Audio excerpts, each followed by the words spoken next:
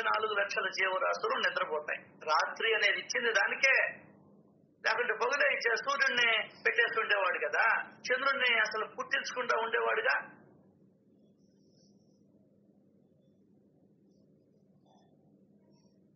అది నిద్రపోతూ ఉన్నాం మనం లౌకికంలో పడి.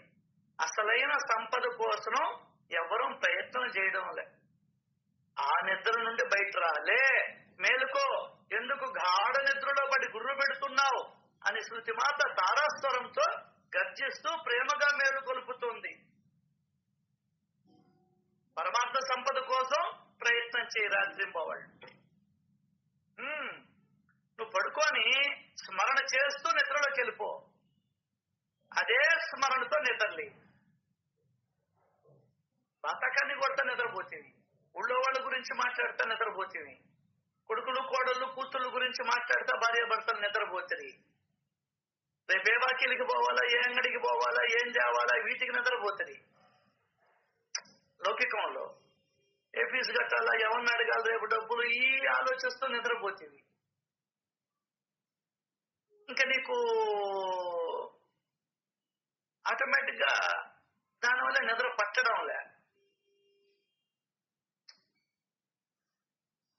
కాబట్టి నిద్రపోకుండా ఉండడం కాదు సమస్య.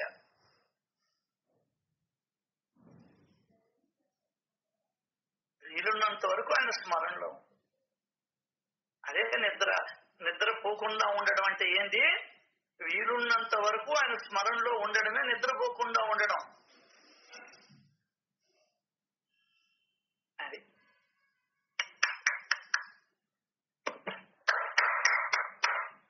సుగుణాలు సంపదలు ఉంటూ అలవర్చుకుంటూ ఉన్నా కూడా ఆయన స్మరణలో ఉన్నట్టే లెక్క కదా. ఖచ్చితంగా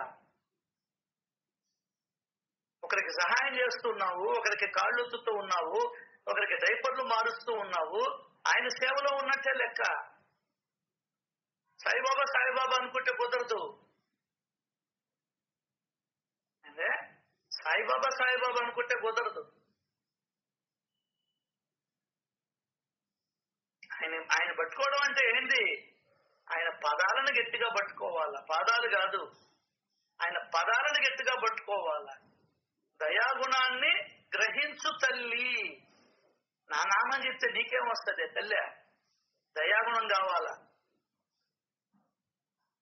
పురాణాలు, ప్రవచనాలు, వ్యాఖ్యానాలు చేయలేని పనిని ఒక సత్పురుషుని యొక్క ఆచరణ నిన్ను మారుస్తుంది. దానికైనా సచ్చరిత్ర అంత గొప్పది. నేను టీవీలో స్వయంగా విన్నా, మీరు వినుంటారు చాలా సార్లు, చాలా మంది చెప్పగా విన్నా. ఏమని? చూడండి, పండితులకి అర్థం కాల, జీవితంలో వాళ్ళకి ఎప్పటికీ అర్థం కాదు. స్టేట్మెంట్ ఏమి ఇచ్చారంటే, పబ్లిక్ స్టేట్మెంట్, మీరు పెట్టినటువంటి ఆహారాన్ని భగవంతుడు శ్రీహరి స్వీకరించడు, ఆయన యజ్ఞములో ఉన్నటువంటి హవిస్సును మాత్రమే స్వీకరిస్తాడు. ఇది స్టేట్మెంట్. చాలా మంది వినుంటారు. విన్నారా సార్? విన్నా సార్. ఇంకొకసారి చెప్పండి సార్. యజ్ఞంలో దానికి యజ్ఞంలో ముందు చెప్పండి ఒక్కసారి. సార్ నిజం చెప్పేదా అని ఒక ఆయన చెప్తాడు. చాలా మంది చెప్పారులే. కరెక్ట్ గా నిజంగా చెప్పాలంటే వేదంలో ఏం చెప్పిందంటే, ఆయన చెప్పడం, మీరు పెట్టే అన్నాన్ని, ప్రసాదాన్ని మనం నివేదన చేస్తాం కదా, అవి స్వీకరించడు శ్రీహరి, శ్రీ మహావిష్ణువు. యజ్ఞములో ఉన్నటువంటి హవిస్సును మాత్రమే స్వీకరిస్తాడు అని చెప్పారు స్టేట్మెంట్.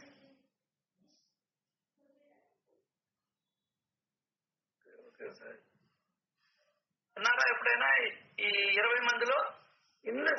మాకు లలిత అక్కడ సాయిగుడిలో లలిత హోమం చదివినప్పుడు మాకు ఆయన అట్లే చెప్పారు. అది దానికని పండితుల దగ్గరికి పోవద్దంటే మనం వాళ్ళ దగ్గరికే పోతాం. ఇదే విధంగా ఒకరు ఇక్కడ నంబర్ 2లోనే సత్సంగం చెప్తుంటే ఆయన ఇదే మాట చెప్పాడు. నేను ఎదిరించా. మళ్ళీ సాయి భక్తుడే, ఇప్పుడు ప్లేట్ మార్చేసాడులే. సార్ అట్టయితే అమ్మా, ప్రతిరోజు లాగే నేను ఈరోజు మీ ఇంటికి వెళ్ళాను, తినేదానికి తాగేదానికి ఏమీ లేకుండా వెనక్కి తిరిగి వచ్చేసాను, పటికి బెల్లం ఆయన పెట్టే రోజు. దాన్ని స్వీకరించాడా లేదా భగవంతుడు? సూపర్ సూపర్ సార్, భలే గుర్తు చేశారు. అది కాదు, నీ కోసం చేసిన హల్వాని ఎవరు, ఈమె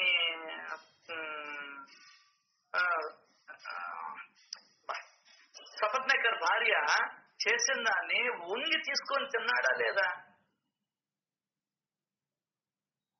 వంకాయ కూరని తిన్నాడా లేదా? మరి హవిస్సును మాత్రమే స్వీకరిస్తాడు ఏంది అసలు? ఏందని మీకు కావాలంటే వీడియో కూడా పెడతా. పేర్లు కూడా చెప్తా, ఎందుకు నేను చెప్పిన గమ్మునుంటా. దానికని బాబా ఇప్పుడేమైంది, నేను అడిగా ఆయన, సార్ మీరు ఈ మాట చెప్పేటప్పుడు రేపు పెట్టేవాడు కూడా పెట్టాడు సార్ దేవుడి దగ్గర అని అన్నా. అట్ట కాదండి, గుళ్ళో పెడుతున్నావు కదా, హవిస్సును పెడుతున్నావు గుళ్ళో రోజు. గుళ్ళో రోజు యజ్ఞం చేసి హవిస్సును, హవిస్సు అంటే ఏంది? హోమంలో వేయడం సార్. అర్థం కాని మాటలు, సరిగ్గా వేదాలని పురాణాలని అర్థం చేసుకోకుండా చెప్పే మాటలు. దానికనే సత్పురుషులని ఆశ్రయించమని చెప్పాడు శ్రీకృష్ణ భగవానుడు కూడా. వాళ్ళు నా సచేతనామూర్తులు అని చెప్పాడు. మరి ఆయన స్వీకరించని దానికి ఇంకా మనం పెట్టడం ఎందుక? ఆయన నువ్వు గొప్ప ప్రవచకుడు అంటివి, గొప్పగా మాట్లాడతాడంటివి, చప్పట్లు కొట్టివి, నాకు ఆయన అంటే భలే ఇష్టం అంటివి. నేనేం తప్పు చెప్పడం వల్ల ఆయన అంటే బాగా చెప్తాడు. ఇప్పుడు పెట్టేవాళ్ళని కూడా పెట్టకుండా చేస్తున్నా. నేను అది పెట్టడం మానేశాను. మళ్ళీ బాబా కల్లో కనబడి ఏంద్ర పిచ్చోడా, వాడెవడో చెప్తే నువ్వు ఎట్లా వింటావు? నేను చెప్పడానికి 9వ అధ్యాయంలో మరి అడిగి తినలేనా? ఏరా నా కోసం ఆ తల్లి పంపించింది మర్చిపోయావని అడగలా? కళ్ళు దుబ్బినాయంట్రా నీకు, చదవలా నువ్వు ఇన్ని సత్యంగా చెప్తువే అని కల్లో కనబడి 4 వాయిస్తే అప్పుడు పెట్టడం ప్రారంభించా. అదేందో మనకు వాళ్లే కావాలి, వాళ్ళు చెప్పిందే వేదం. టీవీలలో ప్రచారం చేసిందే నమ్ముతారు జనాలు. మా వస్తువు మీతో పెట్టు. సారీ. టీవీల్లో ప్రచారం చేస్తారే ప్రచారకులు అని, వాళ్ళు చెప్పిందే వేదం అనుకుంటావు. నీ గురువు చెప్పింది వేదం అని అనుకో. మనం సచ్చరిత్ర సత్తులు మనకు వేరం సార్. ఎవరు తప్పలేదు సార్. బాబా చెప్పాడు, అతిథి అంటే ఎవరు? ఆకలి. నువ్వు తప్పుగా అర్థం చేసుకున్నావు నాన్న. వేదాలు కరెక్ట్ గానే చెప్పాయి, నువ్వు అర్థం చేసుకోవడంలో కొంచెం తేడా ఉంది. అతిథి అంటే ఆకలి కొన్న ప్రతి జీవి అతిథియే. చాలా తక్కువ మంది 4 చేతులనే ఎత్తి మొక్కాలండి ఆయనకి. భావంలోకి వెళ్తే ఆకలి కొన్న ప్రతి జీవి అతిథియే.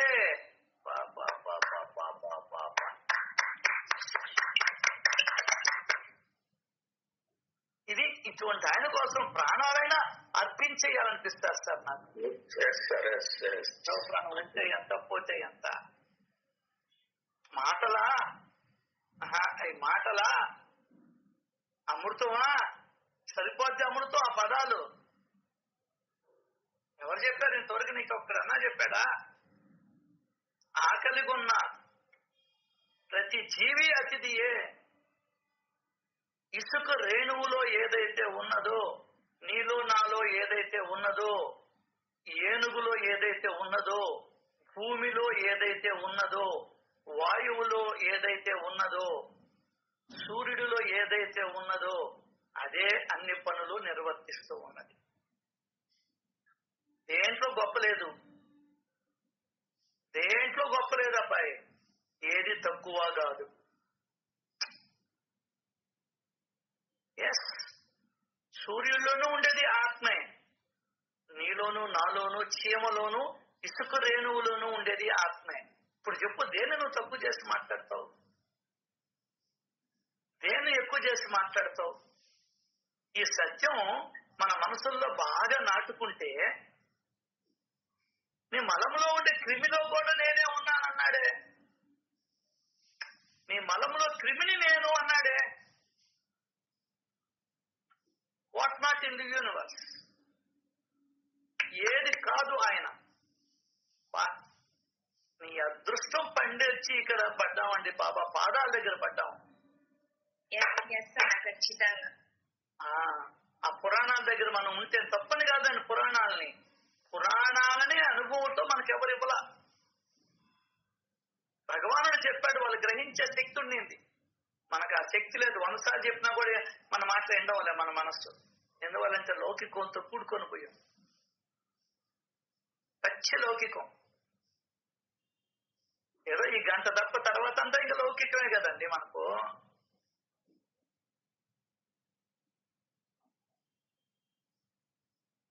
కాబట్టి దానికనే సద్గురువులను ఆశ్రయించాలి. ముఖ్యంగా దానికనే సద్గురు, సమర్థ సద్గురు సమ్రాట్ అత్యంత శ్రేష్టం. ఎక్కడ లుసుగులే ఉండవు బాబా దగ్గర. ఎన్ని జన్మల పూర్వ పుణ్య ఫలము ఆయన దగ్గర నుంచి నువ్వు నేర్చుకోవాలే గాని ఇప్పుడే ఈ సెకండే నువ్వు మారాలనుకుంటే ఇంకా నీకు జన్మ ఉండదు.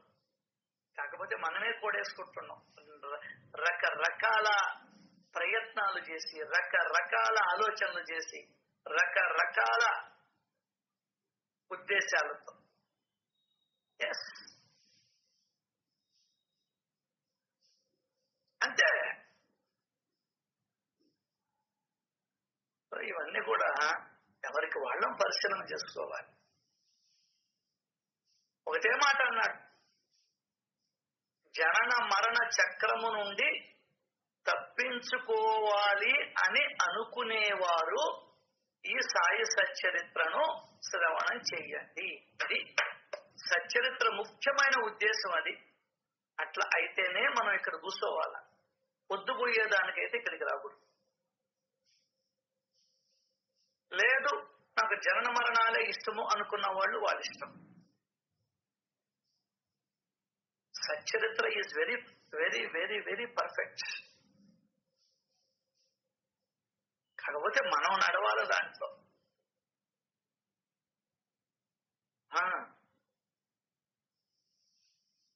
సో ఇవన్నీ పరిశీలన చేసుకోవాలి, ఆలోచించాలి. ప్రతి ఒక్క పదము ఈరోజు అద్భుతంగా అనిపిస్తుంది. ఏ విధంగా అయితే లడ్డూలో ఉన్నటువంటి ప్రతి పూస తీయగా ఉంటుందో, ఆఖరాకి లడ్డుని పిసికినప్పుడు అయిపోయి ముద్ద చేసినప్పుడు కడుక్కోబోతుంటామే, ఆ చెయ్యిని నాకినా కూడా తీయగా ఉంటుంది. అట్లా సచ్చరిత్రలో ఉన్నటువంటి ప్రతి అక్షరము, ప్రతి ఓవి, ప్రతి పదము, ప్రతి అధ్యాయము అత్యంత మధురంగా ఉంటుంది. మనం అర్థం చేసి తీసుకునే దాన్ని బట్టి ఉంటుంది. దానికనే చేసుకున్న వాడికి చేసుకున్నంత అన్నాడు. అంటే చేసుకున్న వాడికి చేసుకున్నంత అన్నాడు. ఎవడు ఎంత సచ్చరిత్రను గురించి శ్రమిస్తాడో, అంటే ఇప్పుడు ఎందుకిచ్చాడు మాకిది? ఆ రోజు 10 ఏళ్ళు కష్టపడ్డాం. ఈయన అంటాడు రామకృష్ణ పరమహంస, ఫస్ట్ ఉద్యోగం చేస్తారు, 10, 20 ఏళ్ళు 30 ఏళ్ళు చేస్తే పెన్షన్ వస్తుందా? 10 ఏళ్ళు కష్టపడ్డాం, విషయం తెలిసింది, హాయిగా పెన్షన్ తింటా కూర్చుంటాం. దేవుడు అడ్రస్ ఇచ్చేశాడు, ఇంక తిరుగుబాటు ఉండదు, తిరుగుళ్ళు ఉండవు. అయితే నువ్వు అడగొచ్చు, అయితే నువ్వు అక్కడికి ఇక్కడికి పోతావు అంటుంటావు కదా. అంటే కళ్ళు ఇచ్చింది దేనికా? ప్రకృతిని ఆస్వాదించమని. అసలు ముందర ప్రకృతి ఆరాధనే భగవద్ ఆరాధన. ప్రకృతిలోకి వెళ్తేనే నువ్వు పాఠాన్ని నేర్చుకుంటావు. ఏ పాఠం చెప్పనిది, ఎవ్వరూ చెప్పనిది నీకు ప్రకృతి నేర్పిస్తుంది. ఆ దృష్టితో నువ్వు చూడగలిగింది. జగదీష్ చంద్ర బోస్ కూడా ప్రకృతి నేర్పించింది. ఇది నీకు అర్థం కావాలంటే చాలా టైం పడుతుంది, సంస్కారం కావాలి. చేసుకోవాలనుకుంటే ఇక్కడే అర్థం చేసుకో. అదొక్కటి నీ చేతుల్లో. ఆ ఒక్కటి అర్థం చేయమని మనం అందరూ ఆయన్ని ప్రార్థన చేయాల. ఈ జీవిత గమ్యాన్ని మాకు అవగాహన చేపించమని ప్రార్థించాలి. పొద్దున్న లేసి ఒకటే ప్రార్థిస్తున్నా, ఎదుటి వాళ్ళలో ఉన్నటువంటి లోపాలని నేను చూడకుండా ఉండేటట్లు నన్ను నన్ను అనుగ్రహించవయ్యా, ఇదొక్కటి చాలు, నాకు ఇంకేం వద్దని ప్రార్థన చేస్తూ ఉన్నా. పొద్దున్న లేసి ఇదే పని. నాకు ఒక చిన్న సంఘటన జరిగింది. దారిలో వస్తూ ఉన్నా, సగం రోడ్డు పైన వేసేస్తున్నారు. ఇది ప్లాట్ఫారం, ఇది ఎక్కేదానికి వాళ్ళు బండి సగం రోడ్డుకు వచ్చేస్తారు. చూపిస్తా మీకు. ఏందండి వీళ్ళు ఇల్లు కట్టుకొని సగం రోడ్డుకి ఆక్రమించేస్తే ఇది స్లోప్ ఎట్లా ఇంక పోవాలా అని అనుకుంటూ ఉన్నా. నీకెందుకురా అనిపించింది వెంటనే, బాబా నీకెందుకు దానివల్ల ఉపయోగమా? నువ్వు అనుకున్న 4 క్షణాలు నువ్వు నన్ను పిలవచ్చు కదా అని అన్నాడు. ఒరే బాబా, ఎవ్వరిలోనూ లోపాలను చూడకుండా ఉండే దృష్టిని ప్రసాదించు తండ్రి అని ప్రార్థన చేస్తూ ఉంది. అది మున్సిపాలిటీ పని. అఫ్ కోర్స్ మనకు కూడా బాధ్యత ఉంది సామాజికంగా. కానీ ఎందుకు చెప్పినా ఈయన మన వల్ల అయ్యే పని అయితే తీర్చేవాళ్ళమా? దానికైనా ఫారిన్కి వెళ్ళిపోతున్నారు అందరూ. ఏంటంటే ఒక పరిశుద్ధత లేదు, ఒక కమిట్మెంట్ లేదు, ఒక గవర్నమెంట్ ని ఫాలో అయ్యేది లేదు. పాలకులు అట్టే ఉండారు, మనము అట్టే ఉంటాం. తినమరిగాం అందరూ అని కాదు, చాలా మంది అధికారులు గాని యువతరత్ర వాళ్ళు గాని.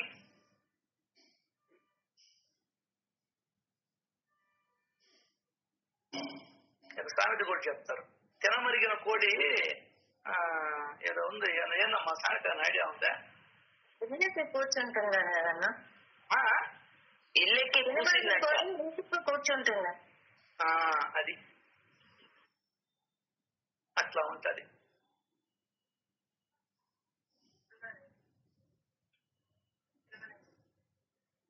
సో ఇవన్నీ పరిశీలన చేసుకుంటూ ఉండాలి, ఆలోచన చేస్తూ ఉండాలి.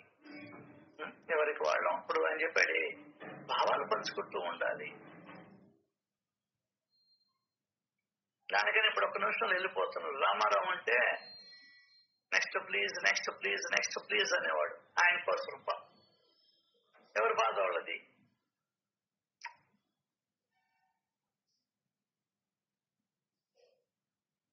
నిన్న చెప్పాను, గుర్తుందో లేదు, చెప్తాను మళ్ళీ. శ్రీ సచిదానంద సమర్థ సద్గురు సాయినాథ్ మహారాజ్ కీ జై. సాయినాథ్ మహారాజ్ కి జై అన్న. సాయినాథ్ మహారాజ్ కి జై అన్న.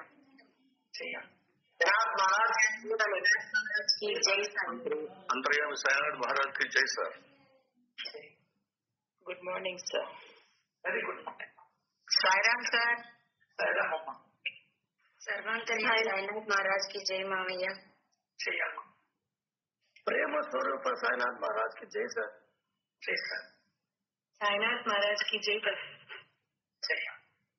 సాయినాథ్ మహారాజ్ చెయ్యమ్మా. సాయినాథ్ మహారాజ్ కి జై అన్న.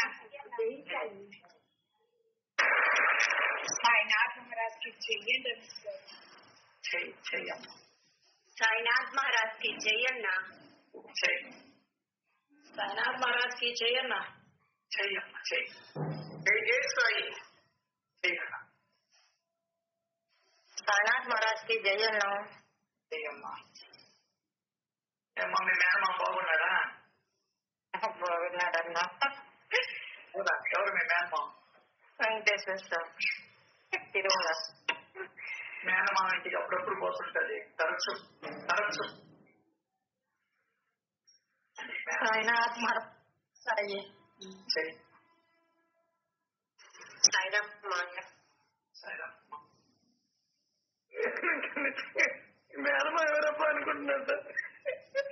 అవునా? వాళ్ళు 3 నెలలకు ఒకసారి 2 నెలలకు ఒకసారి పోతుంటారు మేనమాకి. మన ఫోటోలు అర్థమైంది సార్. ఈ మేనమామ అంటే ఇష్టం వాళ్ళకి. అర్థమైంది సార్. సుజలక్క మేనమామ మా అర్థమైపోయింది సార్. సుజలక్క మేనమామ వెంకటేశ్వర స్వామి వరుసలు కలుపుకోక మీకు తెలియదా? వరుసలు కలిపితే ఉన్న ఆనందం మామూలుగా ఉండదు. దేవుడు అంటే భయం ఉంటుంది, నీకు భక్తి ఉంటుంది. దేవుడు అంటేనే భయం వస్తుంది. దేవుడు అంటేనే భయం. నీకు వరుసలు కలిపితే భయం పోతుంది. అది తెలిస్తే కదా.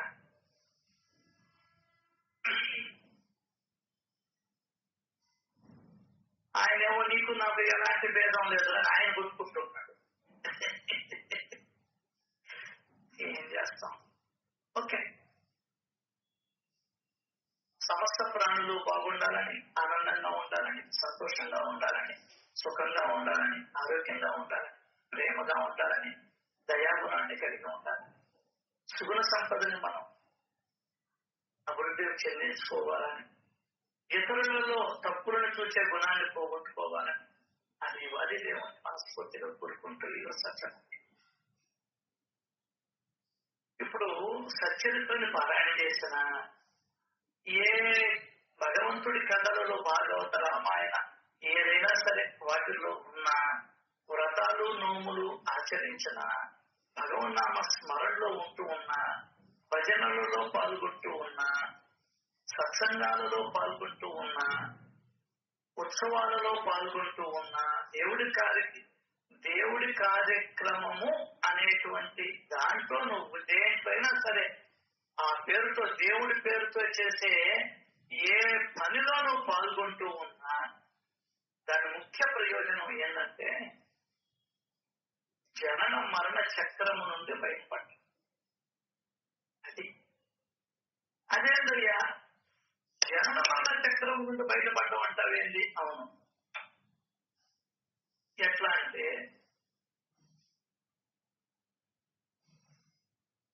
నువ్వు ఆ కార్యక్రమాలు తప్ప బయట ఉంటే మనకు తెలియకుండానే అనేక పాపాలను మూటగట్టుకుంటాం. మనకు తెలియకుండానే అనేక హత్యలు కూడా చేస్తాం. భజనకు పోతే 3 గంటలు కూర్చుంటాం. నడిచేది ఉండదు, స్నానం చేసేది ఉండదు, ఇంకోటి ఉండదు. అప్పుడు నీ వల్ల కొన్ని హత్యలు చేయడం తగ్గిపోతుంది.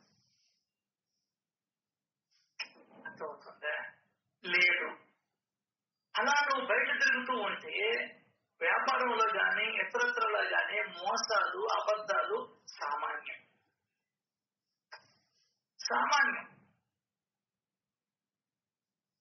నేను ఒక మెడికల్ షాప్కి పోయాను. మ్యాన్ కైండ్ది 147 157 ఉండేది. 157 తీసుకున్నా. ఇంకొక దగ్గరికి పోయి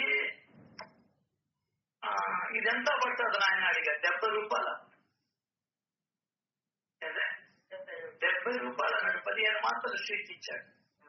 నేను మీకు తెచ్చిందాక చూసావా ఎంత తేడా? నేను వాళ్ళని తప్పండి, వాళ్ళ వ్యాపారం అది, ఇది వ్యాపారం. అర్థమైందా? దీనివల్ల వెనకాల మూట కట్టుకుంటాం మనం. ఒక రకంగా గోల్డ్ వ్యాపారస్తులు మీరు పేపర్ రేట్ ప్రకారం వాళ్ళు ఇచ్చి తీరాలి. ఇంకా మాట్లాడితే రూపాయి తగ్గించి ఇవ్వాలి.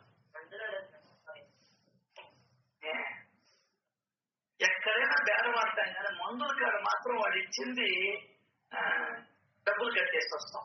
ఆఖరాకి డిమార్ట్కి పోయినా లేదా హోటల్కి పోయి బిల్లు ఇచ్చినా కూడా ఏది ఎంత వేసాడు అనేది చూస్తాం. లేదు 200 అంటే బోండా ఎంత, ఇడ్లీ ఎంత, దోశ ఎంత అని అడుగుతాం. బేరం ఆడన్నది మాట్లాడకుండా అన్ని నవరంధ్రాలు మూసుకొని ఇచ్చేది ఒక్క మెడికల్ షాప్ లో. మనం ఆర్టీసీలో, రైల్వే స్టేషన్ లో, ఫ్లైట్ టికెట్స్ లో బేరాలు కూడా ఉండవు సార్. అయ్యే అసలు ఉండవు. చెప్తున్న మాటకి దానివల్ల ఏమవుతుందంటే బయట వాళ్ళకి, బయట నీ మనసు బయటికి తిరుగుతుంటే పాపాలు మూట కట్టుకునే దానికి ఛాన్సెస్ చాలా ఉంటాయి. ఇప్పుడు వాళ్ళ గురించి మాట్లాడతాం. పెంచుకోవాలా అనే ఆలోచన ఉండదు. అప్పుడేమవుతుంది, నాకు పక్క జన్మలో నోరు లేని జన్మనిస్తాడు. అదే సత్యతని వెంటా కూర్చుంటే పోయమ్మో, ఇప్పుడు అంతకు ముందర 100% మాట్లాడేవాళ్ళం ఊళ్ళో వాళ్ళ గురించి, ఇప్పుడు 90కి వచ్చాం. ఇంకా 10% ఊళ్ళో మనక ఉందా లేదా? దాన్ని తగ్గించుకోవాలి మనం. దిస్ ఇస్ కాల్డ్ గుణ సంపద. నీకు దగ్గర కోట్లు ఉండొచ్చు, కానీ గుణ సంపద లేదు. నేను ఎంతమంది చూశారు కార్తీక దీపం చూశారు ఎవరైనా?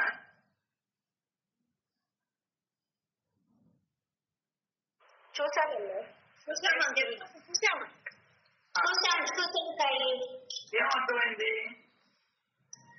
చూడటం కాదు, ఏమర్థమైంది? మనకేం చెయ్యాలి? అన్నదానం చేయాలి కాదు, ఇంకొక గట్టి పాయింట్ ఉంది. గట్టి సంకల్పమే నమ్మకం కంటే సంకల్పం బాగుంటుంది అని చెప్పేసాయి.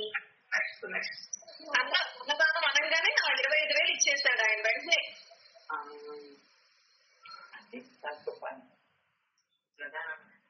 అన్నదానం వాళ్ళ నాయన చనిపోయి ఉంటాడు, వాళ్ళ పేరుతో 10 మనిషి వాళ్ళ ఇంట్లో. ఇట్లా రేపు రావండి అంటే ఎందుకు రావు అని అడిగితే, రేపు మా నాయన ఆర్థికము ఆడపిల్ల నేను చెయ్యాలి, మా నాయన పేరుతో అన్నదానం చేస్తున్నాను అని అంటుందో లేదో ఆ ఇంటి యజమాని అమ్మాయి 25,000 ఇచ్చి పంపించు, ఇంకా ఏమన్నా ఎక్కువ కావాలంటే అడుగు అని అన్నాడు. 10 మనిషి. ఇంకొకటి, ఆర్థికం ఉన్నప్పుడు ఎవరైతే చనిపోయి ఉంటారో వాళ్ళ పేరుతో అన్నదానం చేయడం నేర్చుకోవాలి. నువ్వు తినడం కాదు, హోటల్కి ఆర్డర్ ఇచ్చి తినడం కాదు. స్వరూపమ్మా, ఓ స్వరూపమ్మా, నిన్న మీరు పంపించిన దానికి 3 కోట్ల మీ అల్లుడు గారు ఎవరో చనిపోయిన దినం వాళ్ళ నాన్నగారు సార్ 3 పూట్ల చేసి పంపించాం. ఓకేనా? చెప్తాను సార్. 3 పూట్ల చేసి పంపించాం నిన్న. ఇది మనకు ఒక నాటిని చెప్తుంది. మనం చేయడంలే.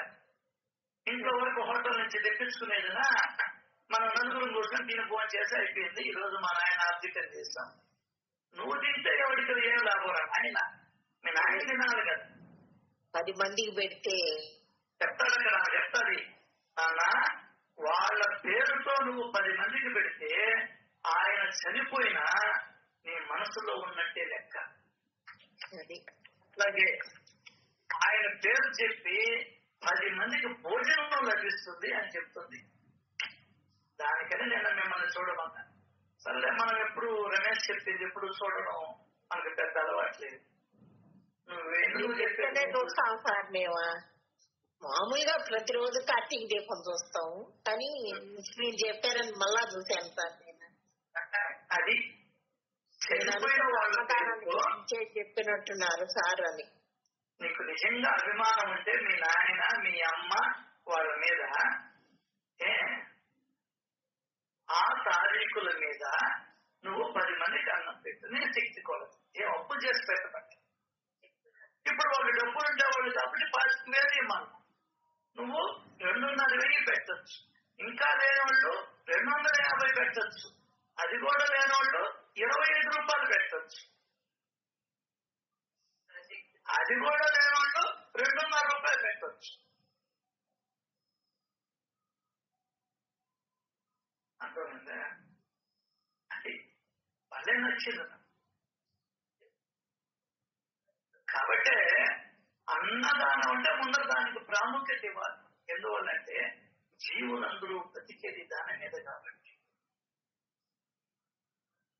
నేను అక్కడికి పోయి ఇచ్చేసి వస్తే చెప్తుంటే సార్ తినలేదేమో అప్పటికప్పుడు పెట్టుకొని తింటున్నారు సార్ వాళ్ళు. అబ్బగా తినేస్తున్నారంట. ఇంకా మళ్ళీ మన వరుస వచ్చేటప్పటికి చిక్కదేమో అని చెప్పని నెట్టుకుంటున్నారు, తోసుకుంటున్నారు. సినిమా హాల్గా నెట్టుకుంటారు మామూలుగా. హీరోయిన్లు వస్తే మన అనసూయ వస్తే నెట్టుకున్నారు, తోసుకున్నారు, కొట్టుకున్నారు. ఇక్కడ కేవలం నువ్వు ఇచ్చే అన్నం కోసం పరుగు తీస్తున్నారు. అది దానికనే పెద్దవాళ్ళు చెప్పారు, తెలియలేదు సార్ నాకు, నా కర్మ, నా గ్రహచారం. 65 ఏళ్ళు వస్తుంటే ఉదకన్నకి అసలు దాని గొప్పతనం చెప్పలా, నాకు తెలియలా, ఎన్నో బతికేశాను సార్. అది నేర్చుకోవాలా. సత్యత్వం చదువుతా ఉన్న ఏడు నాకు 25 ఏళ్ళు. ఆయన చెప్పింది కాదు, ఆయన చెప్పింది ఏమన్నాడు, అన్ని దానముల్లోకి అన్నదానం గొప్పదన్నాడు. ఆకలి కొన్న వారికి అన్నం, గుడ్డ లేని వారికి గుడ్డ, ఇంకోటి ఇస్తే శ్రీహరి సంతృప్తుడు అవుతాడు అని బాబా నోటి గుడ్డ చెప్పాడు. నేను నీ నామాన్ని చెప్పుకుంటానంటే ఎట్లా? ఆయన చెప్పింది చెయ్యాలా, ఆయన నామాన్ని పట్టుకోవాలా? అయ్యా ఆకు, నీ చదువు ఆకు. ఇంట్లో కూడా అంటారు, ఏమండి కూరగాయలు తండి అంటే, లేదు నేను భగవన్నామని చెప్తున్నాను అంటే చెప్పు అయ్యా. నేను కూడా గమ్మును కూర్చొని భగవన్నామని చెప్పుకుంటున్నానా, నీ కూడా ఖాళీ కడుక్కుంటారు, క్యారేజ్ ఇవ్వనని చెప్తాను భార్య. ఎప్పుడు ఏ పని చేయాలో ఆ పని చేయాలి.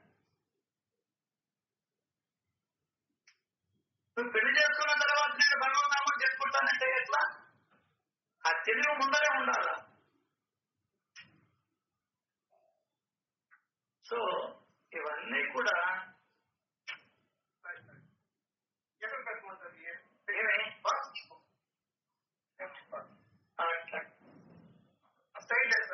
సో ఇవన్నీ కూడా ఎవరికి వాళ్ళు పరిశీలన చేసుకోవాలి.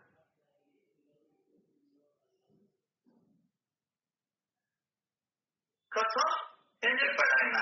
సుగుణ సంపద, ఇంకా చెప్పాలంటే సుగుణ సంపద ఉన్నవాడే నిద్రపో,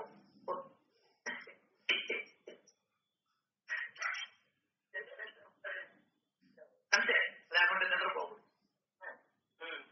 గాంధీ మహాత్ముడు చెప్తాడు, పని చేసే వివేకానందుడు గాంధీ మహాత్ముడు, పని చేసేవాడికే అన్నం తినే అధికారం ఉందా?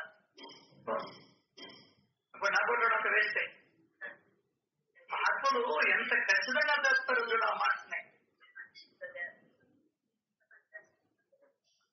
పని చేసేవాడే అన్నం తినేదానికి తరుగుడు అని చెప్పారు. ఇంట్లో పని బయట ముక్కట మొదలైనా చేయి, శరీర వైభవాన్ని ఉంచు, లేకపోతే శరీరం తుప్పు పట్టిపోతుంది.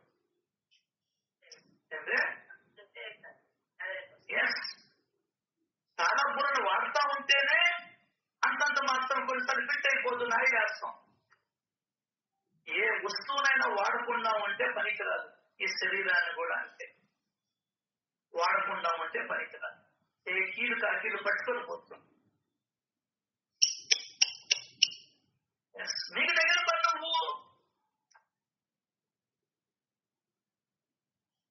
అదిగో పాత గుడ్డ తీసుకొని గోడలు తొడవచ్చు, కిటికీలు తొడవచ్చు. అదేమి వంగి లేచి పొయ్యి కాడ చేసే పనులు కాదు కదా. అలమారులు ఉంటాయి, దాంట్లో పేపర్ తీసేస్తే తుడిచి మళ్ళీ పెట్టొచ్చు, ఖాళీగా ఉండే బదులు. బొమ్మలు ఉంటాయి, ఆ బొమ్మలు తీసేస్తే బొమ్మలు కూడా తుడిచి మళ్ళీ పెట్టు. సాయి ఈ రూపంలో ఉన్నావా, సాయి ఈ రూపంలో ఉన్నావా సాయి అని అనుకుంటూ పెట్టు. టీవీ చూడు, ఒక్కొక్క నెలలో టీవీలు తుడిచే రోజులే.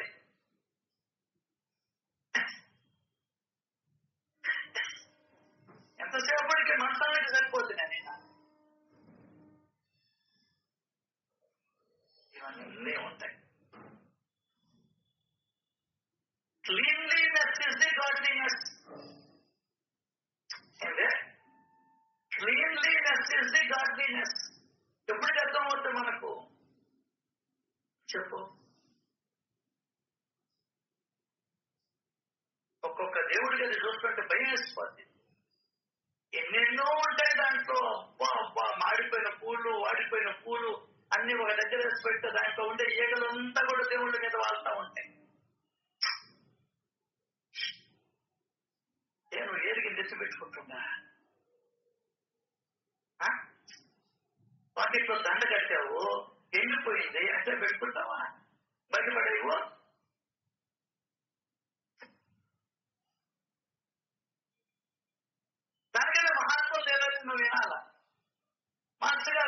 ఫోటో చిరిగిపోయి బాబా ఫోటో అది 4 ముక్కలు అయిపోయినా దాన్ని డస్ట్బిన్ లో ఏదా అదే బాబా ఫోటోని డస్ట్బిన్ లో వేసేది ఏంటి అన్నాడు. మరి డస్ట్బిన్ లో ఉండేది ఏంటి బాబా కాదా అని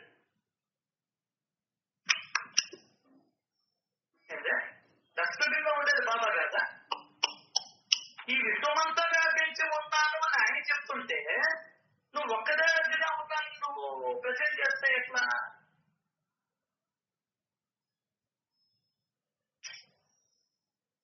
చెయ్యి మంచిదే, దేవుడు అంతటా ఉన్నాడు అని ఎందుకు పుట్లాడతామా? గుడి కట్టాల్సిందే, నువ్వు వెళ్లాల్సిందే. దేవుడు అంతటా ఉన్నాడు, ఈ గుళ్ళో కూడా ఉన్నాడు, గుళ్ళో ఉన్నటువంటి రాయిలో కూడా ఉన్నాడు, ఈ ధ్వజస్తంభంలో ఉన్నాడు అని దండం పెట్టుకోవాలి. అన్నిట్లో ఉన్నాడు దేవుడు. దానికి వెళ్ళాలి గుడికి. నువ్వు గుడికి వచ్చే జీవుల్లో కూడా ఉన్నాడు, గుళ్ళో కుక్క తిరుగుతున్నా, నక్క తిరుగుతున్నా, కోతులు తిరుగుతున్నా వాటిల్లో కూడా ఉన్నాడు అని ఎరుకులోకి వచ్చేదానికి నువ్వు గుడికి పోవాలి. అది గుడి కొట్టుకొని అని వాడు ఇస్తున్నాడు ఈడుతున్నాడు అసహించుకుంటుంటే అసహ్యము లేని స్థితికి వెళ్ళాలి. ఎందువల్లంటే అంత భగవంతుడే కాబట్టి. దానికనే బా ఏంటి ఎలా చేస్తారు బాబా? ఆ కుష్టి వ్యాధిగ్రస్తుని చూసి అసహించుకుంటది మిస్టర్ సర్కల్, మిస్టర్ మేనేజర్. మళ్ళీ వాడిని పిలిపించి ఆమె ముందరగానే రప్పించి వాడి చేత పాల్గొవాలి. ఆ పిల్లకి ఆమెకి ఇప్పిస్తాడే. అదే సద్గురు అంటే తన చేతిని ఎప్పుడు చీము రక్తము ముక్కు పోయింది, చేతులు పోయినా ఏళ్ళు పోయినా వాడికి ఇస్తాడే తన చేతిని మసాజ్ చేయమని. అది కదా బాబా అంటే. ఎన్నో జన్మల పుణ్యఫలం ఓ సాయి. సాయి చిక్కడం నీకు, సాయి దారం కట్టడం లక్షల కోట్ల పుణ్య ఫలం కారణంగా వచ్చింది. మనం ఎవరో ఊరికినా ఇవ్వస్తారు పదవులు కానీ దారాలు కట్టడం కానీ. క్వాలిఫికేషన్ బట్టి ఐఏఎస్, క్వాలిఫికేషన్ బట్టి ఐపీఎస్, క్వాలిఫికేషన్ బట్టి బండ్రు, లేకుంటే టీచర్.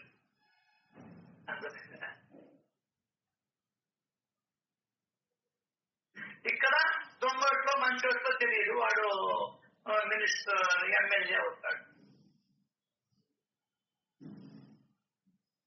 ఆ విధంగా మనం ముందరికి వెళ్ళగలుగుతాం.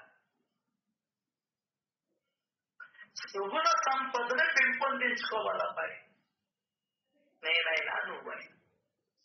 సుగుణ సంపద అంటే ఏంటి? జాలి, దయ, కరుణ, క్షమ, మంచిని పెంపొందించుకోవాలి. అది ఒకటే మాట. ఏది మంచి? ఇతరులకి మంచి ఉండాలి, నీకు మంచిగా ఉండాలి. అది లేక యాక్సిడెంట్ చేసేటోడికి భయంగానే ఉంటుంది లోపల. హత్య చేసేవాడికి ఎప్పుడు భయంగానే.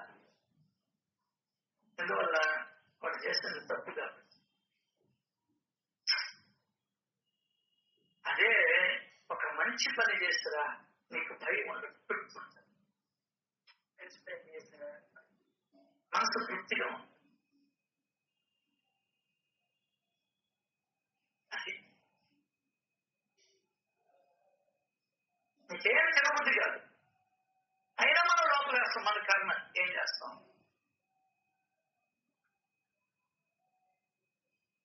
సో ఇవన్నీ కూడా ఎవరికి వాళ్ళం పరిశీలన చేసుకుంటూ ముందరికి వెళ్ళాలి. మనసు ఉంటే మార్గం ఉంటుంది. ఈ లెక్క. ఇంకా మనం చౌకర్యాలకు వస్తే, ఈ ప్రపంచంలో ఎక్కడికైనా వెళ్ళాలి. నేను మీరంటే మీ గుండెల లోపలే ఉంటాను. నేను మీ అంతర్యాన్ని. నేనెవరిని? నీ అంతరం అంటే లోపల. నేను నీ లోపల మొత్తం వ్యాపించి ఉన్నటువంటి వాడిని.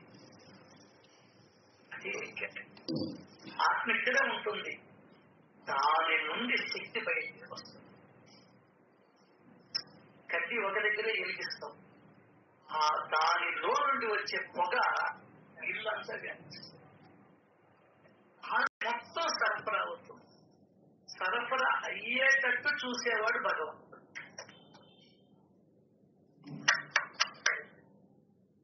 కాబట్టే కారు మీద కాల్చిన బతకతాడు, గుండెల్లో గాను పొడిస్తే,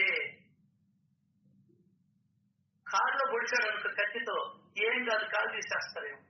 అదే గుండెల్లో గాను పొడిస్తే, పొట్టలో గాను పొడిచే తిప్పితే చచ్చిపోతుంది. కేంద్ర స్థానం ఏంటి? కేంద్ర స్థానం. కేంద్ర స్థానమైన మొత్తం వ్యాపించి ఉన్నాడు. ఢిల్లీ ప్రధాన కేంద్ర స్థానమైన అక్కడి నుంచి పరిపాలన నెల్లూరులో కూడా జరుగుతుంది. స్వచ్ఛ భారత్ పేరుతో వాళ్ళు రేషన్ బియ్యం ఇస్తున్నారు. అట్లా అయినా ఈ కేంద్ర స్థానంలో ఉండి మొత్తం నీ శరీరంలో ఉండే ప్రతి పనికి కారకుడయ్యాడు, ప్రతి కదలికకు కారకుడయ్యాడు. అది గుర్తుపెట్టుకో. వాట్ ఎవర్ యు డూ, నువ్వు ఏదైనా చెయ్యి, దానికి కారణం వాడు.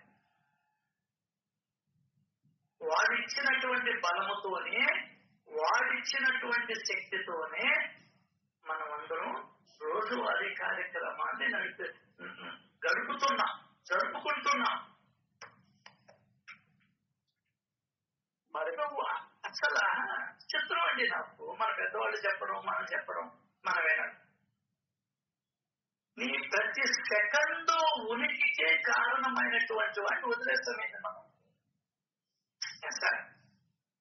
తల్లిదండ్రుల్ని మన ఎదుగుదలకి కారణమైనటువంటి తల్లిదండ్రుల్ని వదిలేస్తాం.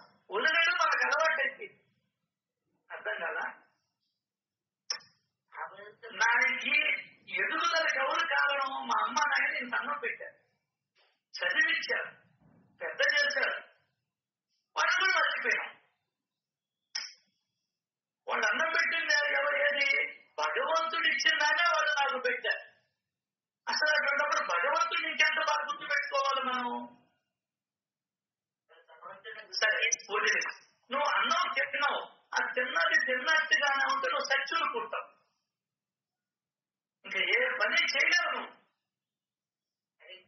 కుబరం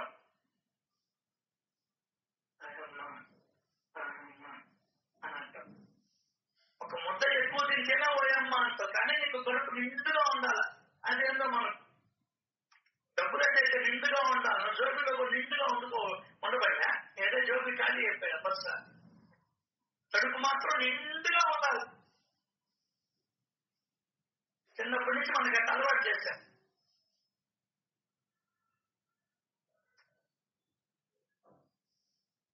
అట్లా వీళ్ళెందుకు మనం మర్చిపోతున్నాం? ఎవరు చెప్పక, ఎవరు చెప్పక ఎప్పటికీ గుళ్ళకు పోతుంటే పరిగిస్తుంటారు. గుళ్ళకు పోవద్దని కాదు, నాకు అలవాటు అంటుంటే. వీళ్ళని ఎప్పుడైనా పట్టించుకున్నావా? నీ దగ్గర ఉండేవాడిని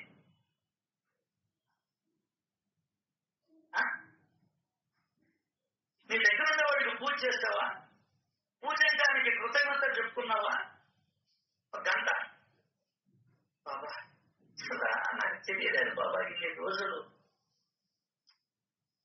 నేను ఎప్పుడైతే అమ్మ కడుపులో పడ్డానో అప్పటి నుండి నాకు నువ్వు సేవ చేస్తూనే ఉన్నావయ్యా. నీ వల్లనే నాకు బ్రతుకయ్యా, నువ్వే నాకు ఆధారం అయ్యా. నా పనుల్లో నేను పడిపోయినా కూడా నీవు నీ పనిని మర్చిపోలేదు తండ్రి. ఆఖరాకి నేను నిద్రపోతూ ఉన్నా కూడా నువ్వు ఎన్ని పనులు చేస్తున్నావో, శుభ్రం చేస్తున్నావు పొట్టని, అరిగిస్తున్నావు, వాయువుని ఆడి చలనాన్ని కలిగిస్తున్నావు. రక్తాన్ని ఆపేసాయేమో నా నిద్రపోయినప్పుడు ఫ్యాన్ ఆపేస్తున్నా నువ్వా? అట్లా నువ్వు నిరంతరం పనిచేస్తూ ఉన్నావు తండ్రి. నా లోపల ఉంది. అలా చాలా ఉన్నాయి. ఈ విధంగా నువ్వు చెప్పుకుంటే ఎంత మందితో మాట్లాడాను, ఎన్ని ఊర్లకు పోయాను, ఎన్ని అందాలు చూశాను. అసలు ఈ కళ్ళు ఇచ్చింది నువ్వు కదా, ఈ కళ్ళు లేకపోతే నాకు పెళ్ళయ్యేదా? ఈ చేతులు లేకపోతే నాకు పెళ్ళయ్యేదా? ఈ కాళ్ళు లేకపోతే నన్ను ఒక్క అమ్మాయి గాని ఒక్క అబ్బాయి గాని పెళ్లి చేసుకునేవాడా? ఎంత నువ్వే కదా ఇచ్చింది అని నువ్వు చేతులతో నీ కాళ్ళను తవ్వుకొని ఆయనకి కృతజ్ఞతలు ఎప్పుడైనా చెప్పావా? ఈ శరీరం నువ్వు కదయ్యా సృష్టించింది తండ్రి. ఈ నోటితో ఇప్పటికి ఎన్ని పనికిరానాటి పనికొచ్చేటి మాట్లాడాను. ఆ మాట్లాడేదానికి కారణం నువ్వే కదా అని నువ్వు ఎప్పుడైనా చెప్పుకున్నావా?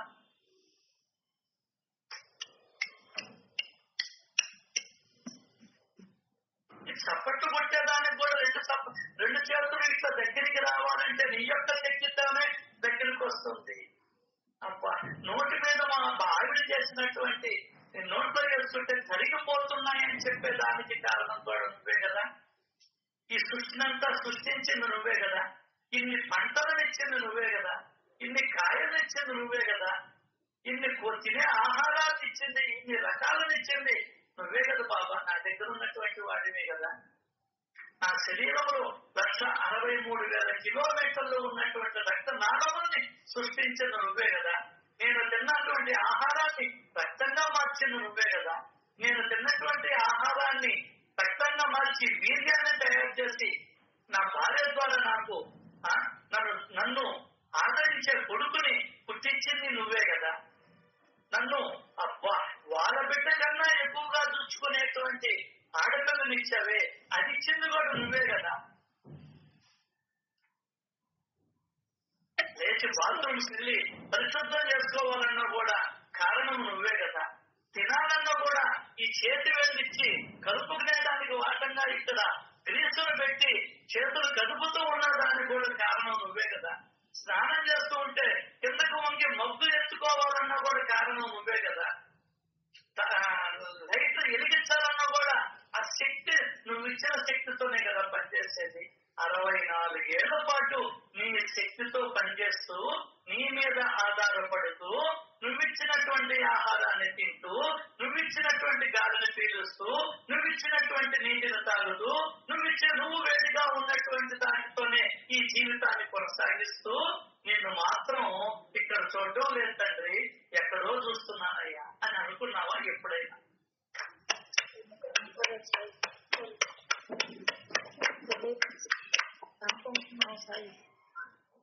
ఇప్పుడు కదన్నా మాకు తెలుస్తుంది. అసలు ఇప్పటి వరకు అలా భావనే లేదు. ఆయన ఏం చెప్పాడు? ఎవరిని పూజించమన్నాడు, ఎవరిని ఆరాధించమన్నాడు? ఫస్ట్ ఎంత గెలిచి రచ్చగలవమన్నాడు కదా. నీ ఇంట్లో గెలిచావో ముందర నువ్వు? నీ ఇల్లు ఏది? దేహమే నీ ఇల్లు కదా. ఈ దేహమే దేవాలయం అని చెప్పారు కదా. నీ దేహంలోనే ఉండేవాడే దేవుడు అని చెప్పారు కదా. మరి ఆ దేవుడు ఎప్పుడైనా పట్టించుకున్నావా? వాళ్ళెవరో టీవీలో చెప్పారనేది పట్టుకున్నావే కానీ నీకు నీ మెడలో దారి కట్టిన వాడి సంగతి పట్టించుకున్నావా? నీ గాలికి దారి కట్టిన వాడిని పట్టించుకున్నావా? ఇవన్నీ మనకు అర్థం కాని ప్రశ్నలే. దానికి ఆయన చెప్పాడు, నేను మీ అంతర్యామిని. నేను నీ అంతరంలో ప్రతి క్షణము నువ్వు నన్ను మర్చిపోయానే, నిన్ను మర్చిపోలేదురా. నన్ను గుర్తుపెట్టుకోవాలన్నా, ఇంట్లో వాళ్ళు గుర్తుపెట్టుకోవాలన్నా? శక్తినిచ్చింది నేను, గాలి పీల్చేది నేను, గాలి వదిలేది నేను, నువ్వు తిన్నటువంటి రొట్టెని, పిజ్జాని, బర్గర్ని, చెత్తని, చెదారాన్ని శుభ్రం చేసేది నేను, రక్తంగా మార్చేది నేను, నీ గుండె కానించి తల వెంట్రుక గురించి కాలిగోడు దాకా రక్త ప్రసరింప చేసేది నేను, నీ శరీరాన్ని పొడవు చేసింది నేను, నువ్వు నీ వినికిడికి కారణం నేను, నీ చూపుకి కారణం నేను, నువ్వు మాట్లాడేదానికి కారణం నేను, నీ వాకింగ్ కారణం నేను, నీ ఇంట్లో నీకు చేతునిచ్చి ఇంట్లో పనిచేసేదానికి శక్తినిచ్చి నీ బిడ్డలకి నీ అత్తమావలకి మీ అమ్మకి నీ భర్తకి ఇంత చేసి పెడుతున్నావంటే దానికి కారణం నేను. నన్ను మర్చిపోతున్నావేంద్రా? అంతర్యామిని, నేను మీ అంతర్యామిని.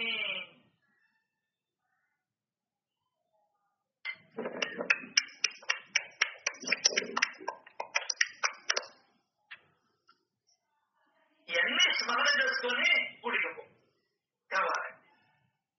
గుళ్ళకు పోయినా ఇక్కడ ఉండేవాడే అక్కడ ఆ రూపంలో ఉన్నాడా?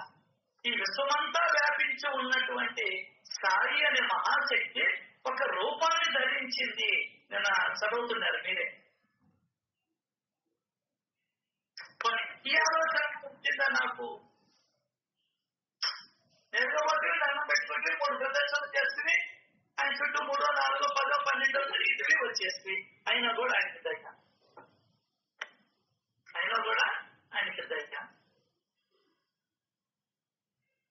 ఆయన ఏం చెప్తున్నాడు? మీ హృదయంలో ఉన్న నన్ను మీరు నిత్యం ఆరాధించండి. ఆయన్ని ప్రేస్ చెయ్యి. ఎక్కడో ఉండేవో దేవుడా అని అనబాక. నీ హృదయంలో ఇన్ని పనులు చేస్తూ ఉన్నావా? మీ హృదయాలలో ఉన్న నన్ను మీరు నిత్యము ఎప్పుడు ఎల్లప్పుడూ ఆరాధించండి. అంటే నీ మనసు బయటికి పోకుండా ఉంటుంది ఎప్పుడు ఈ పనుల్లో ఉంటే.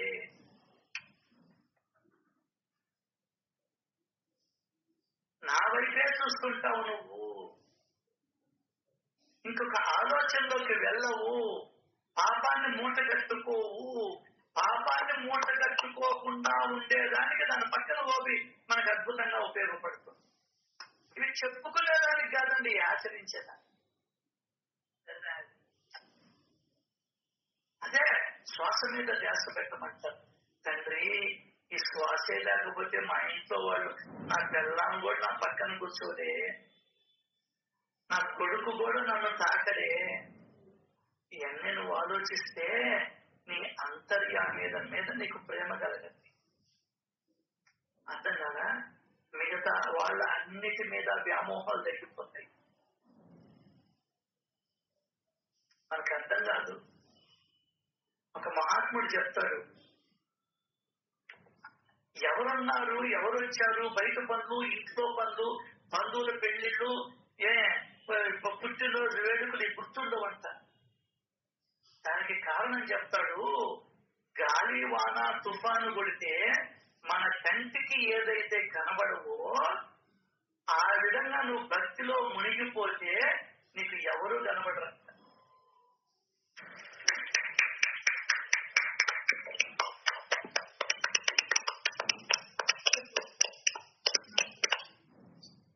మీ నచ్చదేవుడి నచ్చినోళ్ళు కొట్టారు, నచ్చనోళ్ళు కొట్టారు, మళ్ళీ కొట్టాను, అందరూ కొట్టాను. రామకృష్ణ పరమహంస చెప్పిన మాట చదవటాను.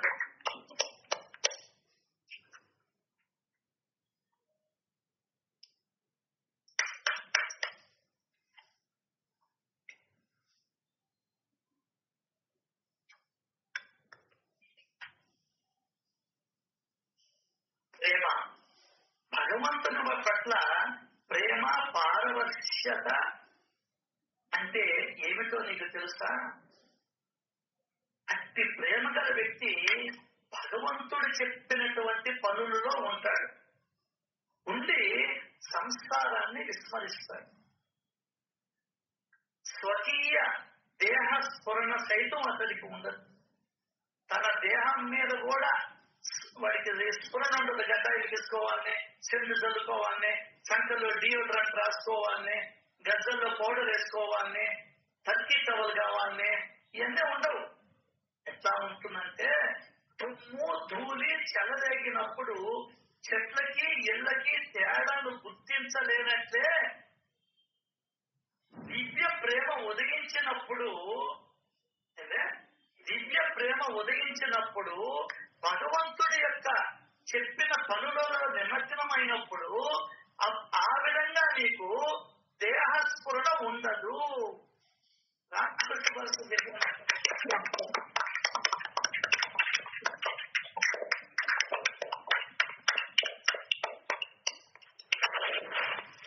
అర్థమైందా?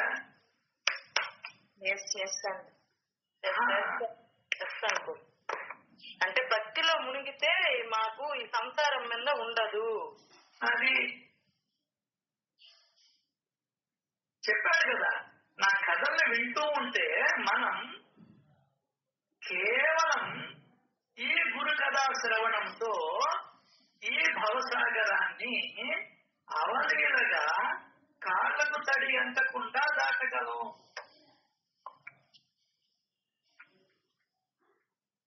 నీకు పెళ్లిళ్ళు, పేరంటాలు, పుట్టినరోజులు, ఫంక్షన్లు అన్ని గుర్తుకొస్తున్నాయంటే దేహ స్ఫురణ పోల. భగవంతుడు చెప్పిన పనులలో మనం లేం. అది లెక్క. నువ్వు ఏమైనా అనుకో, మహాత్ములు చెప్పినటువంటి మాటలు చెప్తున్నా నేను. గోపాల్ మాకు చెప్తాడు అన్నమాట. ఒక దుమ్ము రేగింది, ఏమైనా కనిపిస్తుంది నీ ఎదురుగా? మంచి వాన కడుతుంటే, వాన పడుతుంటే, కారులో పోతుంటే ఎదురుగా ఉండే కూడా కనిపించదు. పొగమంచు వ్యాపించినప్పుడు ఎదురుగా ఉండే వస్తువు కూడా కనిపిస్తుంది తెలుసా? ఆ విధంగా నువ్వు ఇతరుల సేవల్లో ఉంటే, భగవంతుడి మార్గంలో ఉంటే, కాబట్టి బాబాకి ఏం అనిపించేది కాదు. రాత్రులంతా కూడా ఆయన భక్తుల సేవలో ఉన్నాడు. పగలు కూడా భక్తుల సేవలోనే ఉన్నాడు. ఆయనకి స్నానం చేయాలని కానీ, కొత్త బట్టలు వేసుకోవాలని కానీ, పళ్ళు తోముకోవాలని కానీ ఇవేమి ఉండవు. ఎప్పుడెప్పుడు చేస్తామా, ఎప్పుడెప్పుడు పెడతామా, ఎప్పుడెప్పుడు చేస్తామా, వాడికే సహాయం చేయాలన్నా, వీడికే సహాయం చేయాలన్నా, ఎవడు నన్ను పిలుస్తున్నాడా, ఎవడు నన్ను గుర్తు పెట్టుకుంటున్నాడా, ఎవరికి ఏ బాధల్లో ఉన్నాడా, ఈ ఆలోచనలో ఉంటాడు బాబా. తన స్వకీయ దేహస్ఫురణ ఉండదు మహాత్ములకి. నీకు నాకు అట్టు కాదు. మనకి ఎప్పుడు ఉండదంటే టీవీలలో మునిగిపోయినప్పుడు ఎవరి ఇంట్లోకి వచ్చిపోయినాడో కూడా మనకు తెలియదు.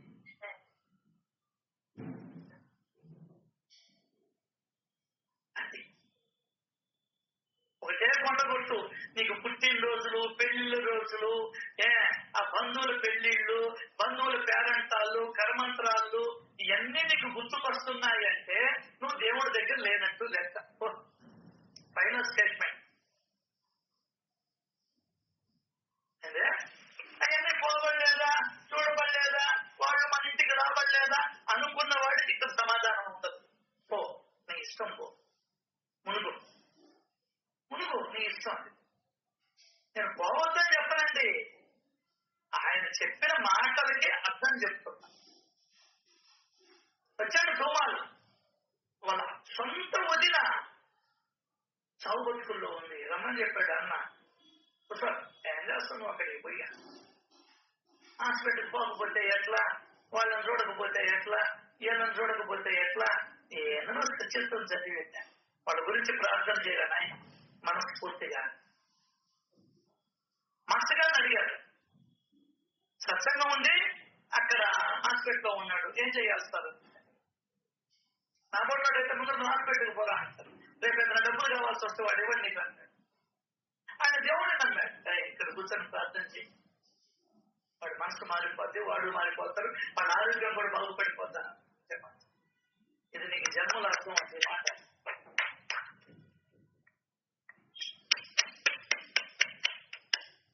మనలో అందరూ, ప్రపంచంలో అందరూ నీ కోసం నువ్వు బతకడం, ఊళ్ళో వాళ్ళ కోసం బతుకుతున్నావు.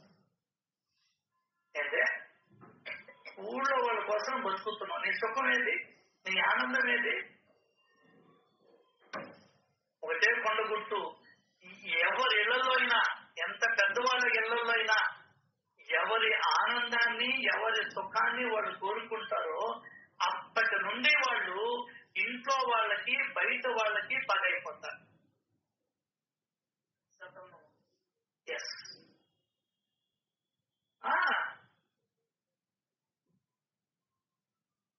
ఇంట్లో వాళ్ళు కూడా పగైపోతారు. ఏమే, నేను 2 రోజులు మా ఫ్రెండ్స్ తో పోయి వస్తున్నా అంతేలే, నన్ను తీసుకోబోవు, నువ్వు వచ్చే పార్టీలు కాదు, లేదు మగవాళ్ళం పోతున్నావా?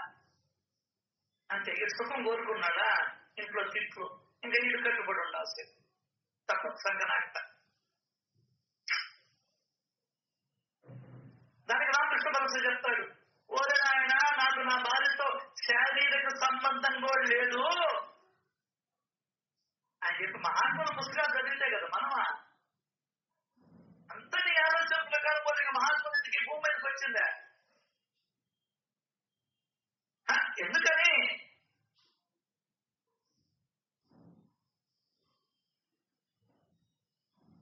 అసలు లభిస్తుందా నీకు సత్సంగం, సత్యమిత్ర, సద్గురువా? నీకు జన్మ లేకుండా చేసేదానికి, నీకు కష్టాలు లేకుండా చేసేదానికి, నువ్వు అడవుల్లో, అరణ్యాలలో, చెట్ల మీద ఉండకుండా, ఒడియల్లో ఉండకుండా చేసేదాన్ని ఆయనకు వస్తే నువ్వు దాంట్లోకే పోవాలంటే ఎట్లా? వద్దన్నారు ఎవరు? చెప్పాడు కదా, నేను ఎప్పుడో ఎక్కడితో వెళ్ళి కూర్చుంటా. ఈ జీవుడు మాయలో పడి మునకలు వేస్తూ ఉంటాడు. ఎవడు ఎలా ఎలా చేసుకుంటే అలా అలా ఫలితాలని అనుభవిస్తారు. నా మాటలను గుర్తుంచుకున్న వారు ఎనలేని సుఖాన్ని పొందుతారు.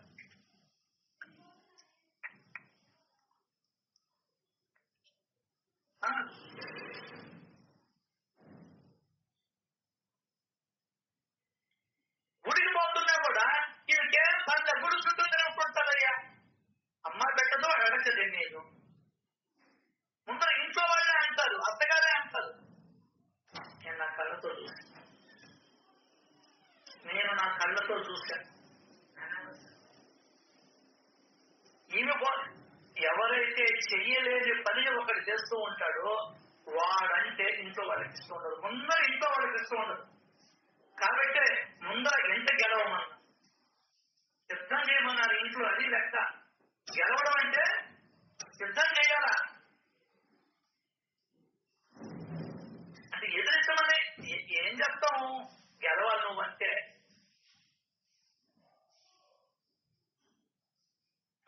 యుద్ధం అంటే కత్తిదాలు తీసుకోమ్మా,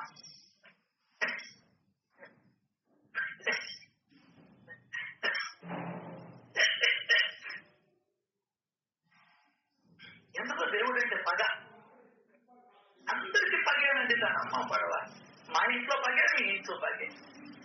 వాడు లేకపోతే నువ్వు లేవుదని చెప్పిన వాడు లేడండి. మాటలు నాకు మంచి మాట్లాడతాడు.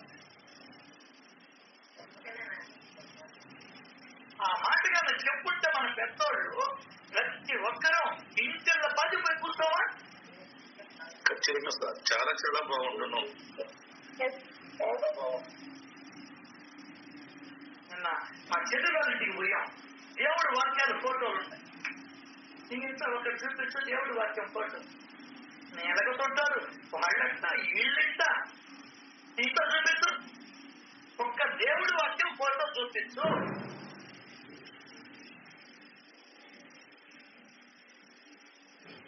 ఏం చేస్తుంది దేవుడి వాక్యం?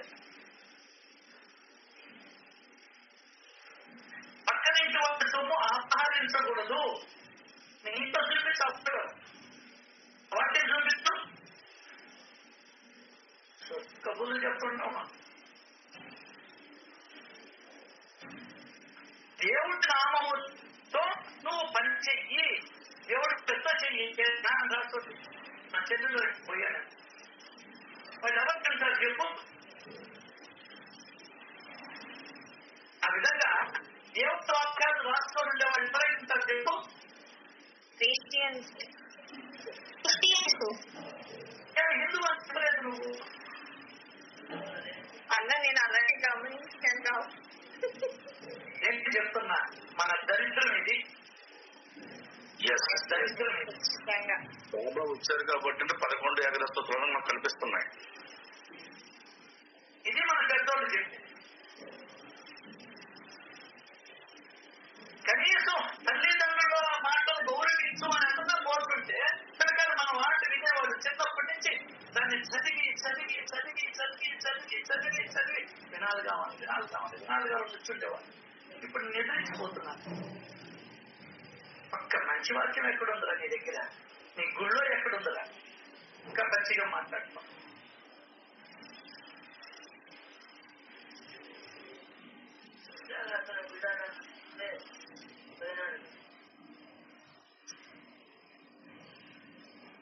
మండిపోతాయి. ఆటోల మీద కూడా రాసుకుంటారన్న వాక్యాలు నిజంగా అద్భుతం. వాళ్ళకి అద్భుతారు. నేనే జీవము. అమ్మ చెప్పింది అదే కదా, నేనే జీవము. లేదా వెంకటేశ్వర స్వామి కింద రాస్తున్నావా? ఫోటో కింద ఉన్నా దానికి ఒకటి చెప్తుంది సరిపోయా. దానికే ఆయన పూజా సామగ్రి నాకు అక్కర్లేదు. ఒక్క మాట చూపించండి ఇంట్లో. వాళ్ళ ఇంట్లో పోతే ఎన్ని మాటలు ఉంటాయా? కనీసం పడుకునేటప్పుడైనా, కూర్చునేటప్పుడైనా, రోజుకు ఒక్కసారైనా, 10 రోజులకు ఒక్కసారైనా, నెలకు ఒక్కసారైనా అది దాని మీద పడతాను కదా మనసు. ఒక్కరోజు కూర్చుంటే 1000 దినములతో సమానము. మీ ఇంట్లో చూపించు.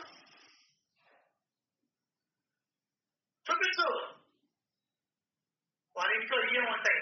ఆయనకి సపరేట్ గా పూజా గది ఉండదు. నీకు అట్టగా అది ఏమీ ఉండవు. పూజా గది మాత్రమే ఉంటుంది. నేను దీనికి వ్యతిరేకం అని కాదు, వాళ్ళు డెవలప్ అయ్యేదానికి నీవు సంపాదించిన దాంట్లో కొంతైనా నువ్వు దానము చేయమని కోరుతుంది. అక్కడ నువ్వు సంపాదించినంత ఒక్కలో వేస్తున్నాము అన్నది మన దగ్గర.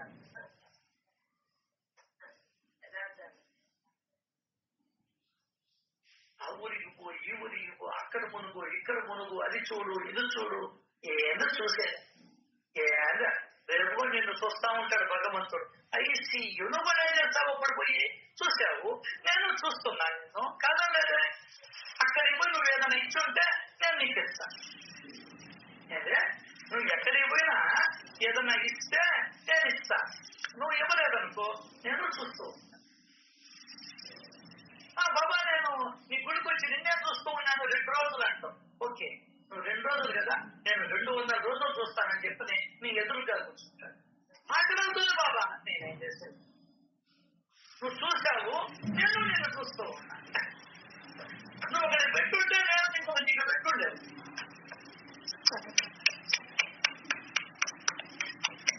కష్టలు తాగితే ఉంది. మేనమావ చెడు కానీ పుట్టిల్లు మేనమావ చెడు కానీ అమ్మ పుట్టిల్లు మేనమావ అంటే నువ్వేం చేస్తావు అంటే కదా నీకు తిరిగి వచ్చేది. నువ్వు చూస్తూ ఉన్నావు. ఒరే అంతెందుక, నేను ఒకసారి వెళ్ళాను, నా బంగారం నేను పోయా. సార్ వాళ్ళు మాకు 23 గ్రాములు ఇచ్చారు సార్. మాకు కరెక్ట్ గా 23 గ్రాములు వెండే కావాలనండి. 23 ఉంది, 24 ఉంది, భలే ఉన్నా. లేదు 23 గ్రాములే కావాలండి. అంతే కదా భగవంతుడు కూడా నిన్ను చూస్తూ ఉన్నాడు. నేను కూడా నిన్ను చూస్తూ ఉన్నాడు. రమేష్ ఆకలి అవుతుంది బాబా. నేనేం చేసేదయ్యా? నువ్వు చూసే ఉన్నాను, నేను నిన్ను చూస్తాను.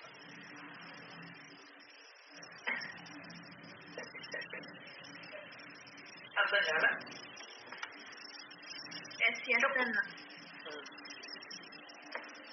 పెళ్లి చూపులు అంట చూసుకునేది దాంట.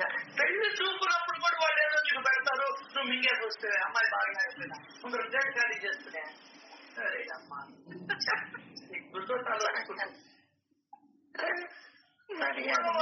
పోయి అమ్మాయిని చూస్తే దానికి పోయి వాళ్ళు పెట్టింది తినేసి వచ్చానంటే దరిద్రుడు నేను.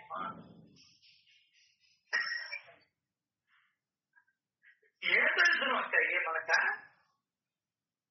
అదేమంటే ముసలిలను కొట్టాలా? ఆచారం అంట. ఆచారం ముదిరే అమ్మాయి పెళ్లి 10 సార్లు వచ్చి చూసిపోతే 10 మందికి స్వీట్లు. నేను ఒకరు పోతున్నావా? పెళ్లి కొడుకు ఒకరు పోతున్నాడా? నేనే లేదు, నా ఫ్రెండ్ నేను పోయాం అంతే. నా ఫ్రెండ్ నేను ఇద్దరే పోయింది. మిగతా అన్నదమ్ములు తీసుకోవాలి.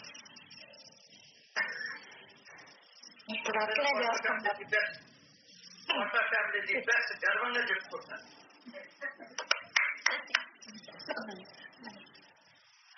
అర్థమైందా? ఒక బండి వేసుకొని పోతే అందరినీ ఇస్తుంది. వాళ్ళు పెట్టింది తిని ఇంటికి వచ్చేలా నచ్చలేదని చెప్తాం, కష్టం నచ్చలేదని చెప్తాం. ఫోటో అయితే మీకు అందరూ మీకు స్వీట్లు పెట్టేలా హాట దానికి డబ్బులు పంపేది నిజంగా అడిగావు. ఖచ్చితంగా అడగాలి. ఆ విధంగా అడగల కన్నా వాళ్ళు ఆ విధంగా అడిగితే మా వాళ్ళకి గుర్తు వస్తుంది. మీరు సచ్చులు పుచ్చులు మీకు ఎన్ని సత్సంగా చెప్పు, ఎన్ని మాటలు చెప్పు, మీరు ఈ ఆచారాలకి కట్టుబడి ఉంటారు.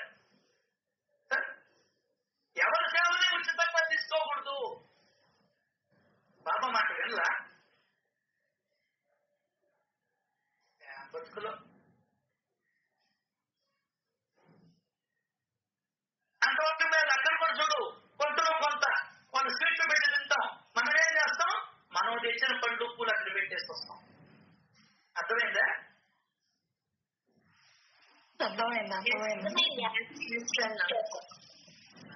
అంటే అర్థమైంది. ఎవడి సేవని మనం ఉచితంగా తీసుకోకూడదు అని పెళ్లి చూపులు చెప్తుందిరా నాన్న. దాంట్లో ఉన్నటువంటి అంతరార్థాన్ని గమనించు. అంటే వాళ్ళు పెట్టారు కాబట్టి నువ్వు లాస్ట్ లో ఇచ్చావు. వాళ్ళు ఏం పెట్టలేదు అనుకో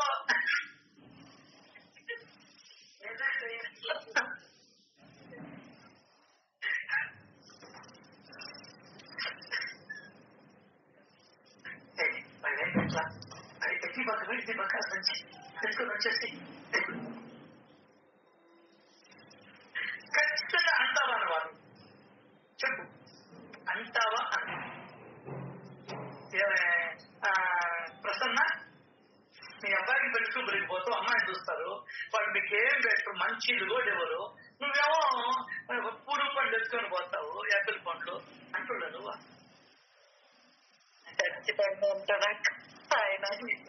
చిన్ని అక్క తీపక్క ఇవేమో ధర్మం కొద్ది చేస్తుంటాయి. చిన్ని అక్క పెట్టి డబ్బులు పెట్టి ఇప్పుడు మంచినీళ్ళు కూడా ఇవ్వడం.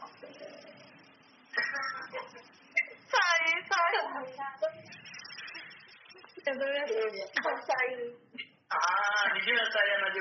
ఇప్పుడు నువ్వు పరిశీలన చేస్తావు, నువ్వు ఇస్తావేమో అంటే ఇస్తేనే తిరిగి వస్తాదని అర్థం. దాని అర్థం పెళ్లి చూపుల్లో ఉన్నటువంటి మర్మం అది ఒక్క రమేష్ మాత్రమే చెప్తాడు. అర్థమైందా?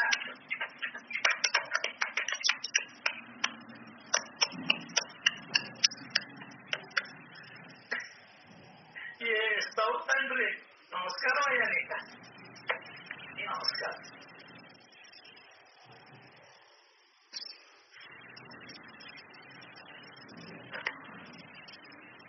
సో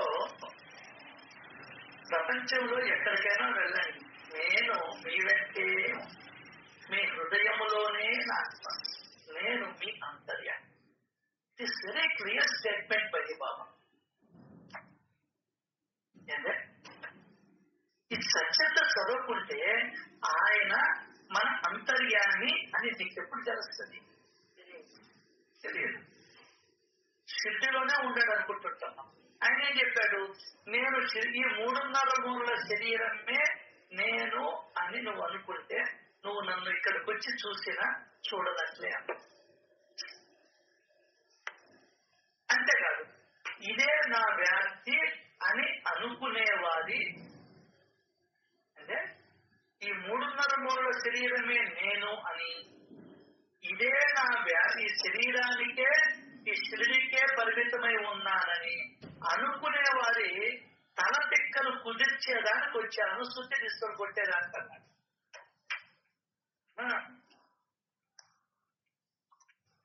ఆయన కాబట్టి గమ్మున ఉంటాడు. నేనుంటేనా, పవర్స్ ఉంటేనా వచ్చిన వాళ్ళ నెత్తి మీదంతా శుద్ధితో కొట్టేవాడు. ఎన్నిసార్లు వస్తావు దర్శనానికి?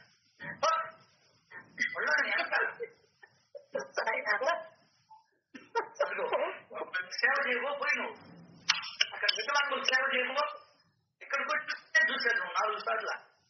నేను నీలాంటి వాడినే కదా. రోజు సత్యత చదువుతావు, అంతర్యామి అని చెప్తా ఉంటా.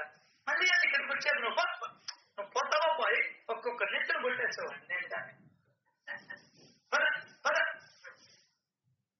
లేదంటే అక్కడికి వచ్చేటప్పటికి నీకు కనబడినీయకుండా చూస్తా, తగుడుకుంటావు, ఇంకా సిరిగా పోకూడదు అనుకుంటాం.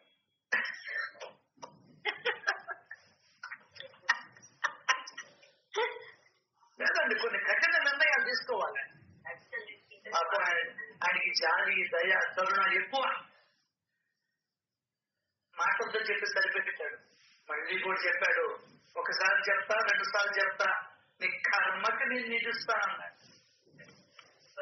అంటే మన కర్మ ఇప్పుడు ఆయన చేతుల్లో ఉంది. మనకు వదిలేశాడా, దిక్కు దివాణం లేకుండా అనాథ పక్షులైపోతా నేను, నన్ను వదిలేస్తే. ఈ గాలిపటం ఏ గాలిగా గాలికి వెళ్ళిపోవు, ఉళ్ళుల్లో చిక్కుకుంటుంది, ఎక్కడ తుక్కుంటుందో తెలియదు. అంటే నేను సచ్చరిత్రని, సాయిబాబాని వదిలేస్తాననుకో, ఇంకా దేనికి పనికిరా. అది తెలుసుకో ముందర. నేను మీ అంతర్యామి, మీ హృదయములో ఉన్న నన్ను మీరు నిత్యం ఆరాధించాలి. ఫస్ట్ ఎవరిని ఆరాధించాలి? నువ్వు మీ హృదయములో ఉన్న నన్ను మీరు నిత్యం ఆరాధించాలి. దాని పక్క ఓవి అద్భుతమైన ఓవి. ఆ 2 ఓవిల్ని రేపు వచ్చే సత్సంగంలో సవివరంగా మాట్లాడుకునే ప్రయత్నం చేద్దాం. శ్రీ సచిదానంద సమర్థ సద్గురు సాయినాథ్ మహారాజ్ की